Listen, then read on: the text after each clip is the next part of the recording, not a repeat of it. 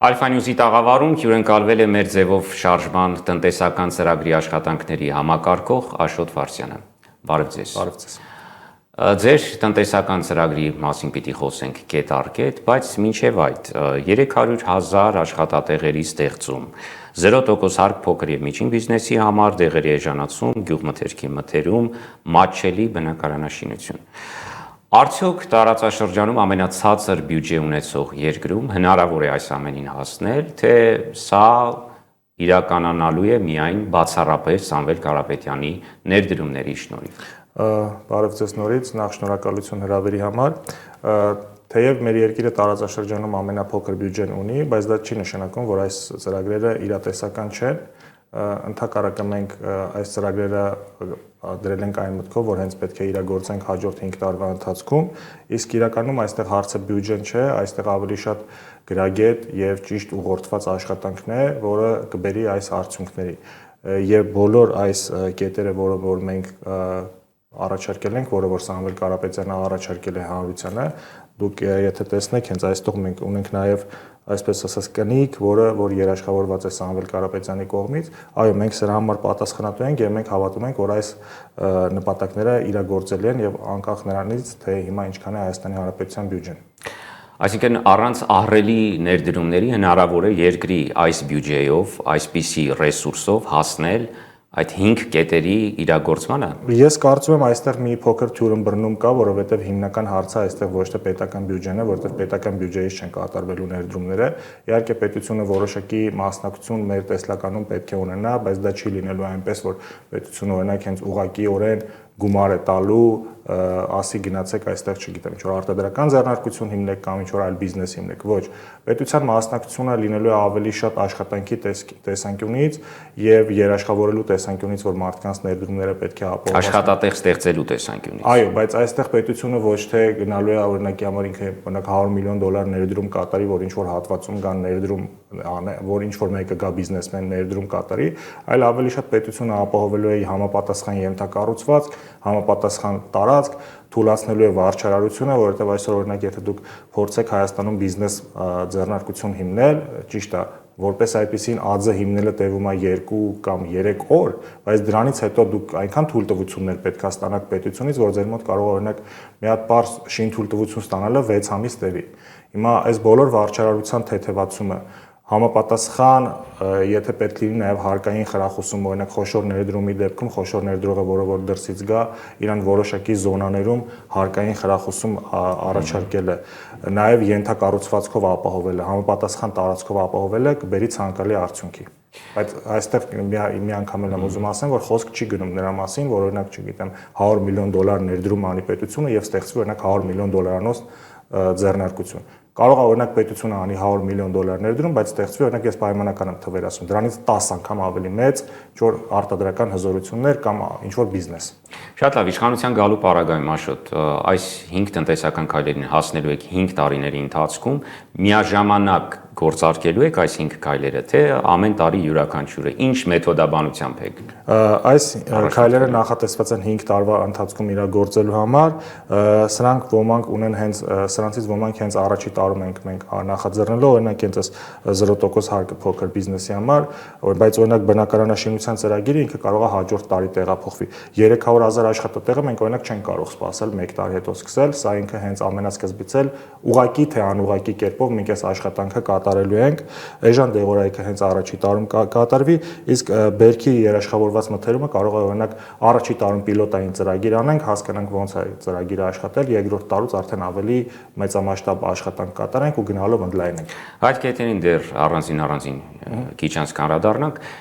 Պետական բյուջեն որքանով է ավելանալու, եթե տոկոսային տեսքով փորձենք հասկանալ այս ծրագրերի կատարման ընթացքում եւ հետո։ Եթե մեր այս ծրագրերը իրագործվեն, ապա եթե վերջնական նպատակում 5 տարի հետո Հայաստանի բյուջե հնան ավելացած կլինի մոտ 40%-ով, արդյունքում մենք նաև նույնիսկ 40%-ը կարող է մի քիչ պեսիմիստական թիվ եմ ասում, բայց առնվազն, այո, բայց առնվազն մենք բյուջեի մոտ 50%-ի ավելացում կունենանք։ Եվ արդեն անդրադառնալով կետերին 300,000 աշխատատեղերի ստեղծում, որքան հասկանում եմ նախապատվությունը տալու եք մշակող արդյունաբերությանը,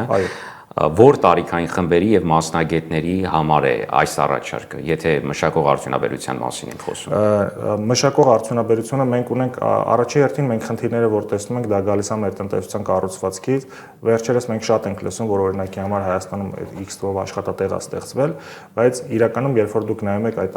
թվի բովանդակությանը եւ տեսնում եք որ ոլորտներում են այդ աշխատատեղերը ստեղծվել, դուք հասկանում եք, որ այդ ոլորտների հիմքի վրա մենք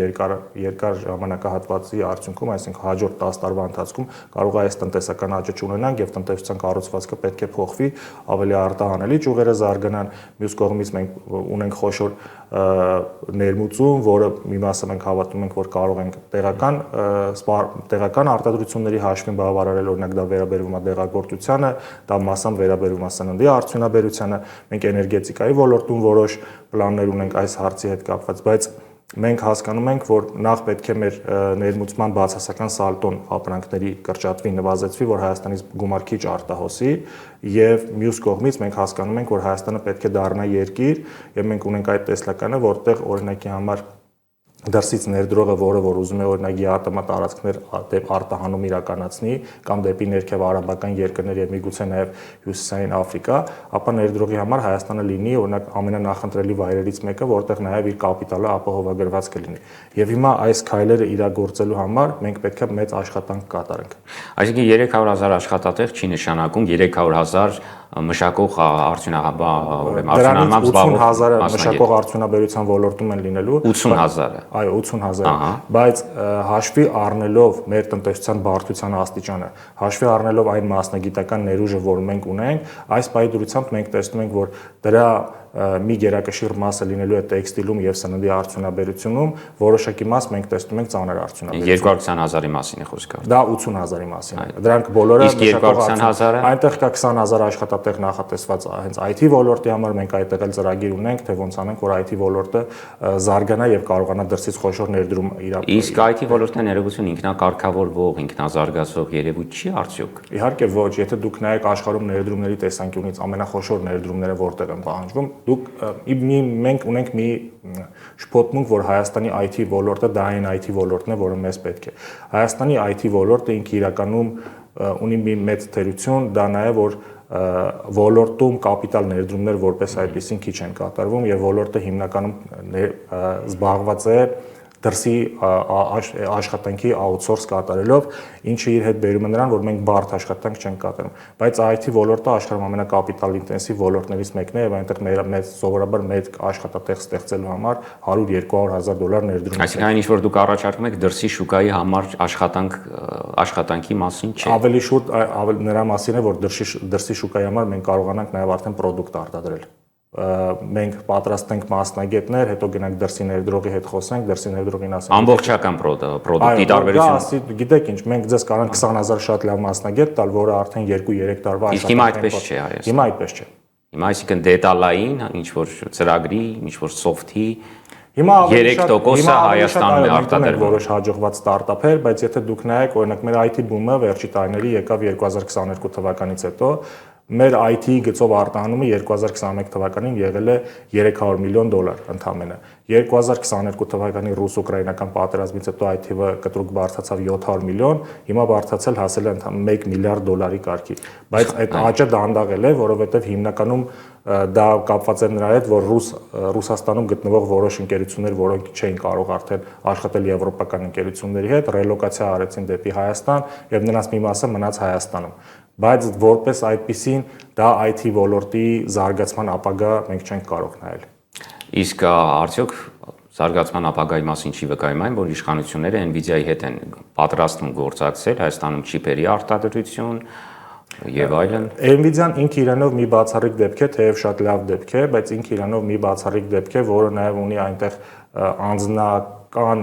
հարաբերության հարց, այսինքն մենք բոլորս գիտենք, որ Nvidia-ի փոխնախագահը հայ է եւ հիմնականում դրա հետ է կապված այն հանգամանքը, որ Nvidia-ն Հայաստանում որոշել է ներդրումներ կատարել։ 0% հարկ փոքր եւ միջին բիզնեսի համար սա ինչ ազդեցություն է ունենալու առհասարակ տնտեսության վրա եւ գլխավորը որքան ժամանակ է գործելու այս օրենքը։ Մենք այս օրենքը տեսնում ենք, որ գործելու է ընդունումից հետո եւ մենք սահման չունենք, որ այս օրենքը պետք է հանենք, այսինքն ինքը միշտ գործելու է, այսինքն մեր պլաններում չկա, որ 5 տարի ինքը աշխատի, հետո հանենք։ Ընդհակառակը, եթե օրենքը գործի եւ տնտեսությունը մեծանա, ապա այդ դեպքում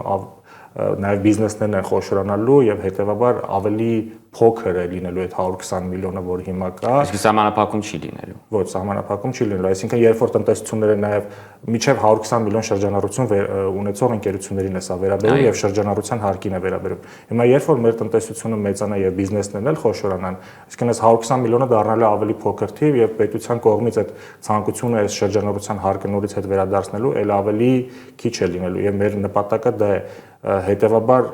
եթե գնամ մեր մոտ ստացվի այն աշխատանքը, որը որ մենք ուզում ենք, էլ ավելի հավանական է, որ միանշանակ չի լինելու հետ վերադարձ։ Եկեք ձևակերպենք այսպես, այսինքն առնվազն 5 տարիների ընթացքում փոքր եւ միջին բիզնեսը չի հարկվելու։ Ոչ։ Շրջանառության հարկի մասին է։ Այո, շրջանառության հարկի մասին։ Այսօր դեղերի շուկայում կարելի է տեսնել Հայաստանում նույն դեղը, որը վաճառվում է Վրաստանում, 2-3 անգամ ավելի թանկ, քան Ռուսաստանում, անգամ Վրաստանում, ինչպես եւ արդեն ասացի, դուք ինչպես եք ներմուծողին կամ դեղատներին ստիպելու, որպեսզի դեղերի ինչ որ ֆիքսված դեղերի գներ իջեցնեն, թե պետությունը ինքն է արտահանելու այդ դեղերը։ Այստեղ կա մի քանի հանգամանք, հանգամանքներից ամենաէականը մենք մասնագետների հետ որ խոսել ենք, իրենք նշում են նա, որ Հայաստանում դեղ ներմուծելուց իրանք խոշոր տուրք են վճարում գրանցման համար եւ այդ խոշոր տուրքը բերում է նրան, որ դեղերի ինքնարժեքի բարձրացում է տեղ ունենում։ Մյուս կողմից մեր դեղագործական կազմակերպությունները սովորաբար փոքր են եւ իրենք երբ որ դրսից դեղ են գնում, իրենք գնում են ավելի վատ պայմաններով, քան օրինակ կգներ մեկ այլ խոշոր ցանցը։ Մենք տեսնում ենք, որ պետությունը այստեղ ունի հետևյալ անելիքը։ Նախ պետությունը պետք է բանակցի խոշոր ընկերությունների հետ, որ Հայաստանի համար ավելի էժան պայմաններով դեղամիջոցներ հնարավոր բերի։ Երկրորդ, մենք տեսնում ենք, որ այս տուրքը հնարավոր է առնվազն նվազեցնել, եթե հնարավորության դեպքում մենք նաև հակված ենք այն տարբերակին, որ այս տուրքը ընդհանրապես հանենք։ Իհարկե այդտեղ որոշակի խնդիրներ կառաջանան, բայց այդ խնդիրները կառավարելի են։ Դա չի նշանակում, որ դեղերի գրանցումն է հանվելու արանքից, բայց այս տուրքը հանելով մենք կարող ենք հասնել դեղամիջոցների գնի նվազեցման։ Մյուս կողմից, այո, հնարավոր է որոշ դեղերի դեպքում գնի սահմանաչափ դրվի, որպեսզի այդ գնից բարձր դեղերը չվաճառվեն։ Ձեր նախորդ մտքին վերադառնալով, ինչի մասին էր խոսքը, այսինքն պետությունը բանակցի դեղ արտադրող խոշորագույն գործարանների հետ, որպեսզի վերջիններս մատչելի գներով մասնավորին վաճառեն դեղը։ Այսօր ինչն է խանգարում նույն մասնավորին, որպեսզի գա ինչ որ հայտարարի գնի հետ կապված։ Մասնավորը փոքր է։ Այսինքն, եթե դուք գնում եք օրինակի համար պատկերացնեք խոշոր դեղագործական գիգանտ ընկերություն, մասնավոր փոքր 2-3 ապտեկա դեղատուն ունեցող ընկերությունը չի կարող նրանց հետ բանակցել։ Բայց չէ՞ որ պետությունը բանակցում է այդ մասնավոր 2-3 փոքր ընկերությունների։ Դրանք արդեն 2-3 չեն, դրանք արդեն առանձին 2-3-ն են, բայց երբ որ դուք նայում եք, դա արդեն մի 500 կամ 1000 դեղատան մասին է խոսքը։ Իսկ որն է պետության առավելությունը, կրեդոն որն է, այսինքն ինչպես հասկանալ, որ պետության մոտ սա հաջողվել է, դուք ինչպես եք եկել այդ եզրահանգման։ Հավանականությունը ավելի բարձր է, ունեք ծանոթ կազմակերպություններ, արդեն իսկ ցանկը կա որոշակի։ Ցանկ կա որոշակի, հարցը ծանոթ կազմակերպությունը չէ այստեղ, բայց մենք այն քննարկումները, որ ունեցել ենք մասնագետների հետ, այս 3 ուղղություններն են մեզ մասնագետները նշել, որ այս 3 ուղղություններով պետք է աշխատանքը կատարվի։ Եվ մասնավորապես որ դեղերի մասին, եթե անուններ չտանք, այսինքն դեղամիջոցների մասին։ Կա, ես հիմա այդ ցանկի անունը լավ չեմ հիշում, բայց կա, եթե չեմ սխալվում, առողջապահության նախարարության կողմից հավանական դեղերի ցանկ կա, որոնք Հայաստան կամ կարևոր դեղերի ցանկ կա, ուղղակի հիմա անունը հստակ չեմ կարող նշել։ Եվ մինչև քանի տոկոս էժանացման մասին։ Մենք ակնկալում ենք գոնե 20%-ով դեղերի գների իջեցնել։ Բոլոր դեղերի։ Ոչ, այն դեղերը, որ մենք այդ ցանկով կբանկանենք։ Մինչև 20%։ Առնվազն 20%։ Հա, առնվազն 20%։ Գյուղմթերքի մթերման հետ կապված նաև էլի առաջարկ ունեք այդ 5 կետերից մեկն է ամեն տարի մթերման սեզոնին Աշոտ մենք տեսնում ենք ականատես ենք լինում թե ինչպես են գյուղացիները կառավարության դիմաց մասնավորապես բողոքի ակցիա իրականացնում ցածր գնից մթերման ցածր գնից դժգոհելով ձեր ծրագրով պետությունը երաշխավորված նվազագույն գին է սահմանելու թե պետությունը ինքն է մթերելու։ Պետությունը ինքը որպես այդպեսին մթերող չի լինելու, ավելի շատ պետությունը երաշխավորված նվազագույն գին է սահմանելու գյուղացիների համար։ Սա մեր ծրագրի ամենակարևոր կետերից մեկն է, որովհետև սա վերաբերվում է մոտ 200,000 գյուղատնտեսի։ Հիմնական խնդիրը այստեղ որն է,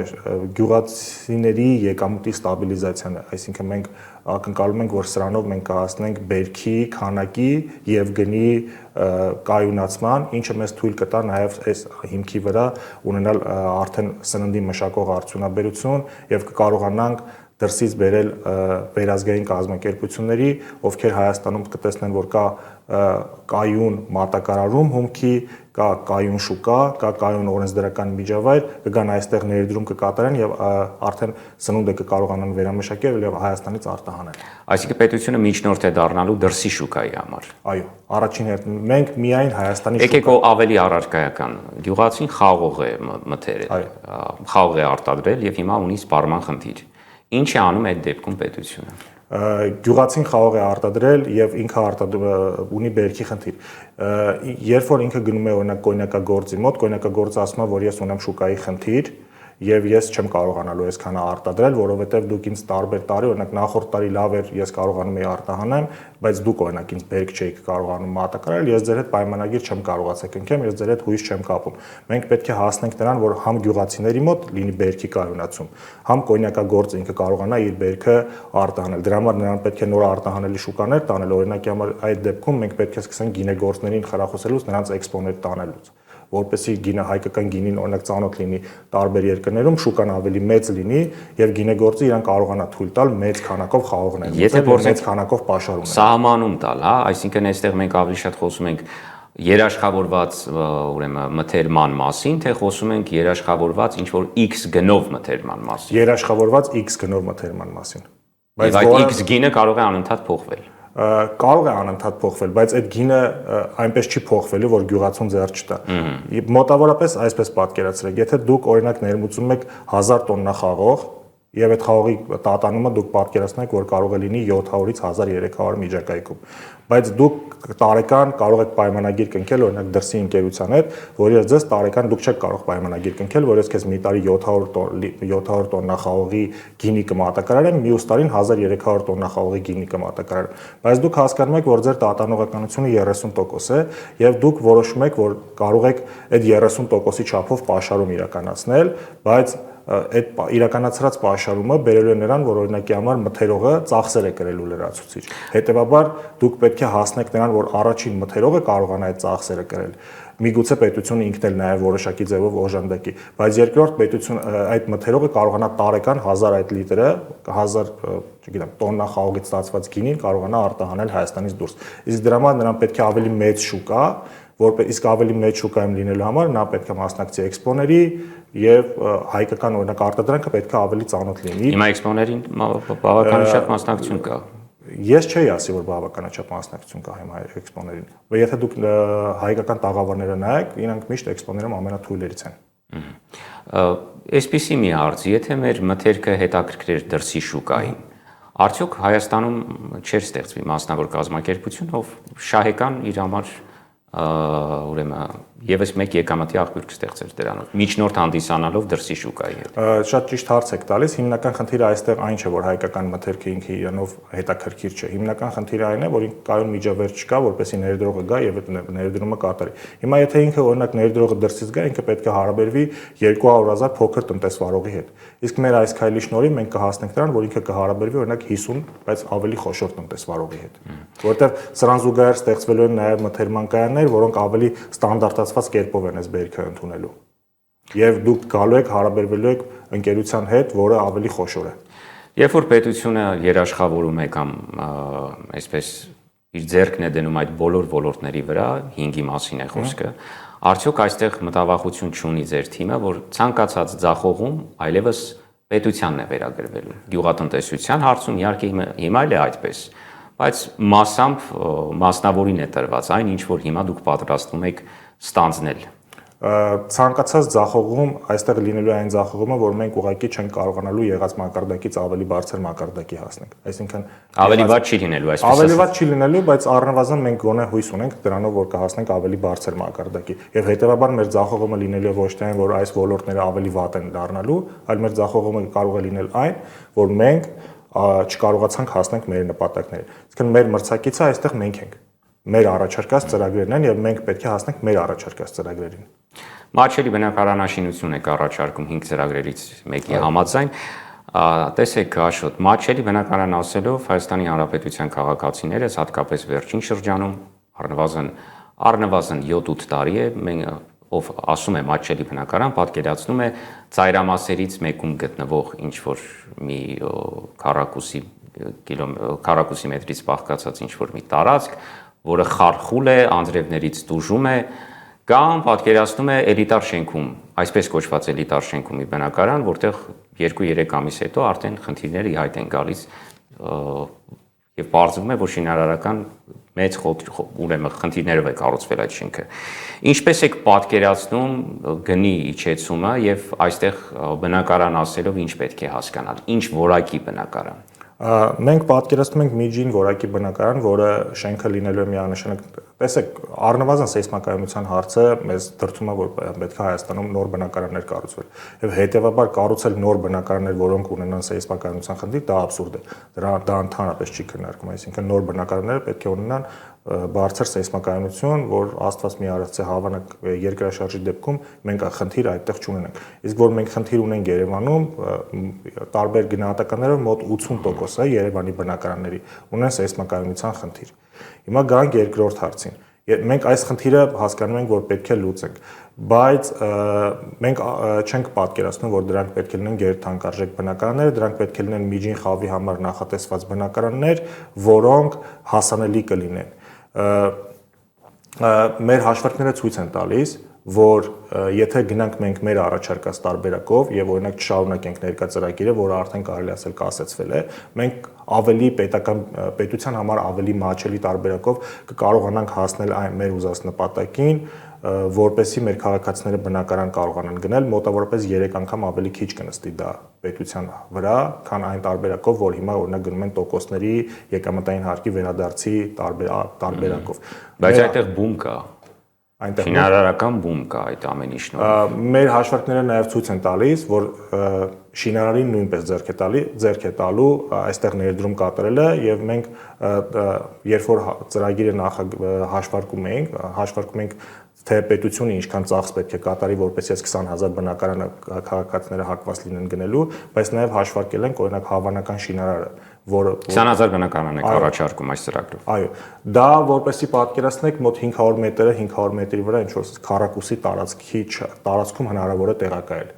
Այսինքն բոլորը մեկ տեղում է լինելու, այսպես։ Ես չեմ ասում բոլորը մեծ մասը լինելու, ոչ, դա խոսքը այստեղ դրա մասին չի, ես ուղղակի մասշտաբն եմ ուզում պրոյեկտի, որ ավելի պատկերավոր լինի, դա 550 մետր 550 մետրի վրա քառակուսի տարածքում հնարավոր է 20000 բնակարան տեղակայել, միջինը 80 քառակուսի մետր բնակարան, մենք ինչ ենք մի քիչ վեց վերցրել, որովհետև ծրագրի մի մասը նաև միտված է լինելու բազմազավակ ընտանիքներին եւ 12 հարկայնությամբ շենքեր։ Բանկային ծրագրով, վարկային միջոցներով է քաղաքացին գնելու։ Քաղաքացին գնելու է հիպոթեկով, բայց բնակարանի գինը էժան է լինելու նրա համար։ Այսինքն ստացվում է, որ բանկը այստեղ կապ է հաստատելու պետության հետ անմիջապես։ Եթե կառուցապատողը մասնավորն է, բայց կառուցապատողն է հարաբերվում ուրեմն պետության հետ։ Պետությունը այստեղ որպես այդպեսին չի հարաբերվելու բանկի հետ, պետությունը ծրագիր է ներկայացնելու եւ բանկերի կողմից արդեն հետաքրքրության պայմաններում հիպոթեկային վարկավորում է առաջարկվելու ներկա պայմաններով, ինչ հիմա ուղղակի բնակարանի 1 քառակուսի մետրի գինը ավելի էժան է լինելու, քան հիմա է եւ հետեւաբար ամսական վարձավճարը 80 քառակուսի մետրանոց բնակարանի համար կազմելու ընդամենը 240000 դրամ։ Շատ լավ, այս հարկային օրենսգրքով եք պատրաստվում այդ 5 փոփոխությունները իրականացնել։ Մենք բացի այս շրջարկին վերաբերվող փոփոխությունը, որը ասացի, մենք հարկային օրենսգրքի այլ փոփոխություն այս պահին չենք նախատեսում։ Մենք նախատեսում ենք տնտեսության այլ հատվածների ազատականացում, որպեսզի նվազեցնենք կոռուպցիոն ռիսկերը, բայց այլ հարկերի հետ կապված փոփոխություններ չենք պլանավորում։ Եվ չունեք արդյոք թիմի ներսում չկա արդյոք մտավախություն, որ պետությունը, իշխանությունները կարող է գողանան այս ձեր մտքերը, գաղափարները։ Եթե գողանան, կարող են շուտ գողանալ, իրագործել, բայց կարծում ենք նույնիսկ գողանալու դեպքում նրանք չեն կարողանա իրագործել։ Եթե փորձենք մի քիչ այլ տեսանկյունից նայել, այստեղ խնդիրը ավելի ճիշտ, ուրեմն առավելությունը մտքերն են, գաղափարներն են, թե այն են, ով է իրականացնողը։ Ես շատ ճիշտ հարց եք տալիս եւ ես կուզենայի այդ հարցին պատասխանել այսպես։ Ծրագիրը կարելի է նայել երկու կողմից։ Եթե հենց ծրագրի բովանդակությանը, ինչքանով է ծրագիրը լավը կամ վատը, եւ հենց նայել թիմին, արդյոք թիմը դա կարող է իրագործել թե չէ։ Ես կարծում եմ, որ ծրագիրը բովանդակային իմաստով շատ լավն է եւ մենք հետո ավելի շատ կբացենք քայլերը։ Հնարավոր է որոշակի փոքր փոփոխություններ լինեն, բայց այդ փոքր փոփոխությունները միայն դեպի դրականն են լինելու, այսինքն դեպի բացասականը ինչ որ բան չի փոխվելու, բայց ծրագրի բովանդակային իմաստը մեր կարծիքով շատ լավն է, մենք այդտեղ խնդիր չենք տեսնում, մենք իսկ ինչ վերաբերվում է թիմին, ապա թիմը մենք նույնպես կարծում ենք, որ ունակ է սա իրագործել, վերջ-վերջո Սամվել Կարապետյանը այն մարդն է, որ ինքը հենց կարող է, այստեղ շատ մեծ կարևորություն է տրվում հենց ներդրումներին եւ ով եթե ոչ Սամվել Կարապետյանը կարող է այդ ներդրումները իրագործել, դրսի գործընկերների հետ կապ հաստատել, որ նրանք գան Հայաստանում այդ ներդրումները կատարեն։ Շնորհակալ եմ։ Ես եմ շնորհակալ։ Մեր ձևով շարժման տնտեսական ծրագրի աշխատանքների համակարգող Աշոտ Վարդյանն էր մեր տաղավարում։